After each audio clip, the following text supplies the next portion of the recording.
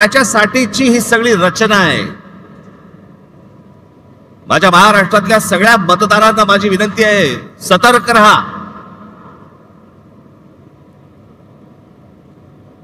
आणि म्हणून मी तुम्हाला आज सर्व यादी प्रमुखांना इथे जे मी बोलवलंय, सगळ्या गोष्टी टप्प्याटप्प्याने होणार, बरोबर होणार।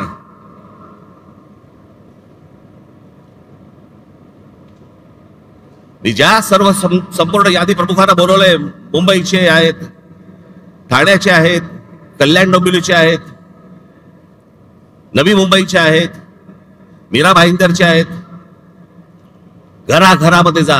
माझी मतदारांनाही माझी विनंती आहे की आमचे लोक ज्यावेळेला येतील, इतर सहयोगी पक्षांचे पण लोक ज्यावेळेला येतील, त्यांना सहकार्य करा।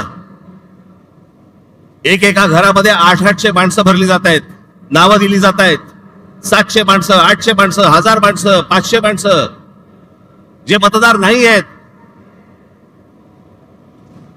पण अशी सगळी खोटी नावं भरून हे निवडणुकांना सामोरं जायचं म्हणतात।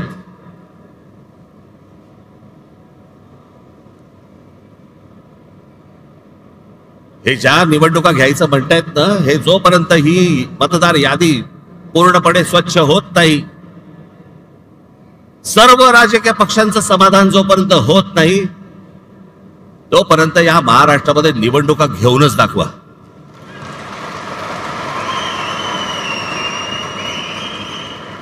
या महाराष्ट्रातल्या निवडणुका शांततेने पार पाडायच्या असतील, पहिली ती मतदार यादी स्वच्छ करा।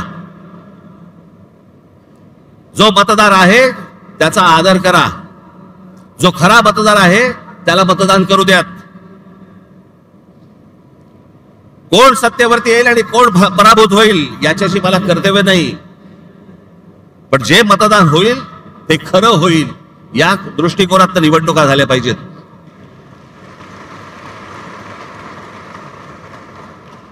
त्याच्यामुळे आता सर्व माझ्या यादी प्रमुख जे आहेत, माझे शाखाध्यक्ष आहेत, उपशाखाध्यक्ष आहेत, माझे गटाध्यक्ष आहेत, यादी प्रमुख आहेत, प्रत्येक ठिकाणी कोण कोण राहत आहेत, किती किती माणसं राहत आहेत, कोण कोण मतदार आहेत, तपासायला सुरुवात करा।